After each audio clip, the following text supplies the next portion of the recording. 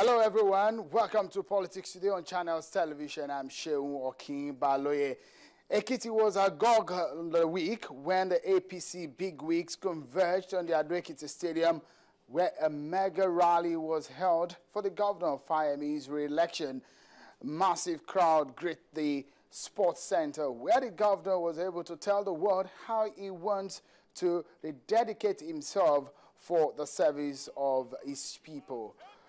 Meanwhile, a day after the APC rally, the PDP was supposed to host its own rally at the same venue, but news got into town that the PDP rally has been postponed. President Jonathan was supposed to lead the PDP big names to the rally in support of the former governor, who is now the candidate of the PDP, who is now conversing for another chance at the governorship seat. Mr. Ayo Fayose, that is his name. The rally, we understand, may have been suspended due to the twin blast which occurred in the city of Jos. Take a look. This man, there's been some form of rancor between, trade of words, so to say, between the APC and the PDP in the state. First, the PDP criticized the APC for going ahead with the rally, saying that they are insensitive to the situation in the country after the deaths of those who were killed in just a day or two before the APC rally. But the APC claims the PDP rally was cancelled because of the internal bickerings in the party. Well, the two parties in the state are in the jostle for that particular post. Mr. Ayo Fayose, all of us know him, but he has a very strong grassroots support in Ekiti State, and also the Governor Fayemi also has his own grassroots support, and also as the incumbent governor, well, a lot could be said about his grip on the political scene of Ekiti State. But at the moment, what we saw happen is that what transpired in Ekiti State between these two parties saw the national body of the two parties trading words on what should be done at a time when the country is facing the issue of insurgency. Remember, the PDP was criticized also for organizing a rally just after a bomb blast. And this, again, is what the PDP is criticizing the APC of in this particular situation. Let me quickly give you an update of the situation in Ekiti at the moment. We understand that the mega rally of the Labour Party held at Ikere in Ekiti State ended with some form of violence between the Labour Party and the APC supporters. The two parties involved are still exonerating themselves. They're pointing accusing finger to who exactly started the violence. Well, details of that you will get later on Channels Television. Quickly, let me take you away from all this situation. Let me take you on to the issue, the controversy over the use of card readers for the Ogun and Ekiti governorship election. The APC says the use of the card readers will help ensure free and fair elections. Meanwhile, ANEC says it will not use card readers for the Ekiti and Osun governorship elections and has never promised to do so.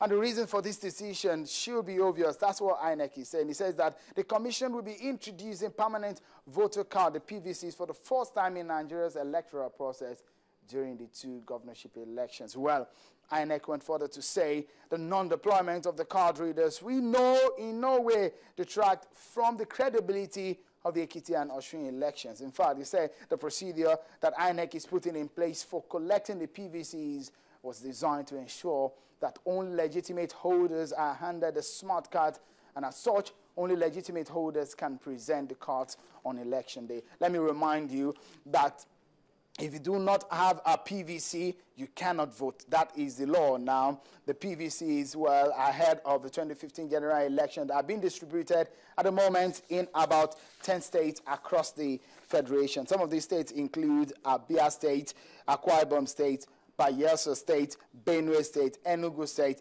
Gombe, Kebbi, Kogi, Taraba, and Zamfara State. Voters in these 10 states will have the opportunity to be able to collect their permanent voters card. And when they do that, that's what INEC will use in making sure that everybody that has been registered is able to vote. And the process is such that it's in phases. After the first phase, another phase is coming to make sure that everybody gets involved across the country.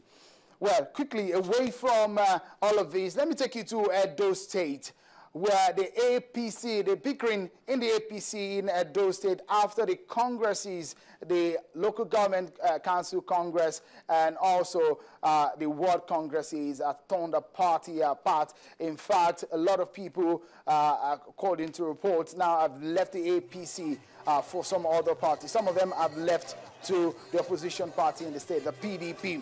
And now we are in the week, the governor, Adams Oshiomhole, came out to say that anybody who wishes to go to leave the party can leave. Let me allow you to hear what he said at a particular rally in Benin City, the capital of Edo State. If such people want to go, we will escort them to go. They must return to where they are coming from. Yes. Don't be so. Yes. Namibia pulled them out of PDP before. No. Nobody they left PDP on their own. Yes. Nobody PDP throw them away. Yes. If Piki ready to, if old man ready to go eat for meat, no go get water to swallow it for meat. Yes. And they swallow up now. Yes. They say they leave. Now me push them. No. That time I did for Edo State. No. I was in Abuja. Yes. Where they do them thing. Yes, no man is gone. So if they left the place, and after 6 years they thought anybody can use me for his own benefit. Wow. Hello. I cannot be used. Well, those strong words there from the governor of Edo State, Adams Oshiomhole, saying anybody who wants to leave the party is free to leave. And a lot of them have left the party. Some of them, in fact, in his cabinet, left the party. Some of them are strong members of the party. And that Congress has torn the party apart. Well, away from those party politics, let's move to other issues, to the National Conference now. After the committee sessions where the confab asked for it, and now they have gotten it. The conference has now been extended for 4 weeks, although the leadership of the National Conference asked for 6 weeks extension, but the federal government granted only 4 weeks. And with what we have for a lot of Nigerians, the issue of the extension is perhaps well debated. Some are saying that it's needed, some are saying it is not.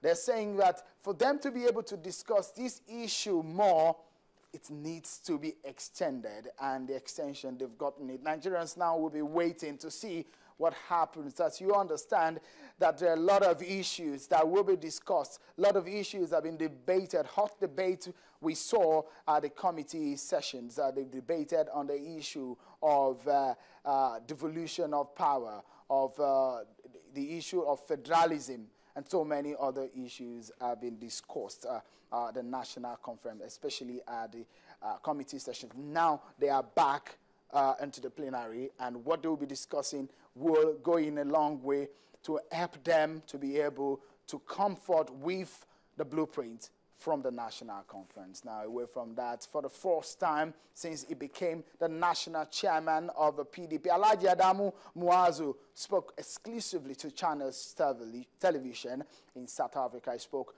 with my colleague Betty Dibia. He spoke on the issue of insurgency, the issue of Governor Shettima, and what is happening with the school children that we're still looking for.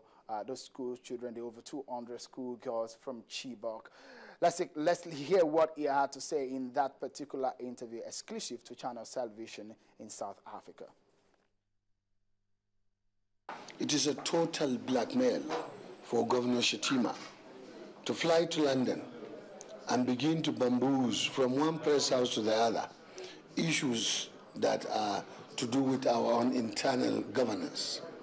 I want to assure you, he knows better that the Federal Ministry of Education has written and cited the need for the school in Chibok not to be the center of WAEC exams this year for the apparent insecurity.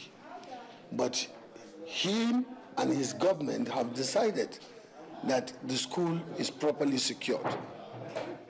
Hence the attack on the school. Secondly, WAEC has also written to express their apprehension on citing the center at Chibok.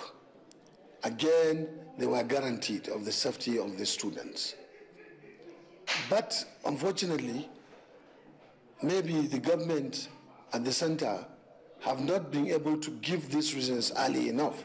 But it is a fact that they know both the Federal Ministry of Education and WAEC have expressed their apprehension about the security of those girls. Being as it is, the ball is in their court anyway. There's no way the parties can work together to get a solution. Instead of working for the interest of the Chibok girls have become kite and mouse game between the two parties. Say, Borno State trying to blame federal government. In the first instance, Governor Shetima knows he's the chief security officer of Borno State, just as President Goodluck Jonathan is the chief security of Nigeria. As a chief security officer of Borno State, he is the first point of call. Let's look at the cancelled Ekiti PDP rally. What's the update? Is it going to happen again? Has it been rescheduled? And will the president be there? I want you to observe that when we were about to do any rally, they make sure an incident happened just a day or two before. These have been lined up, and that of Ekiti is not an exception.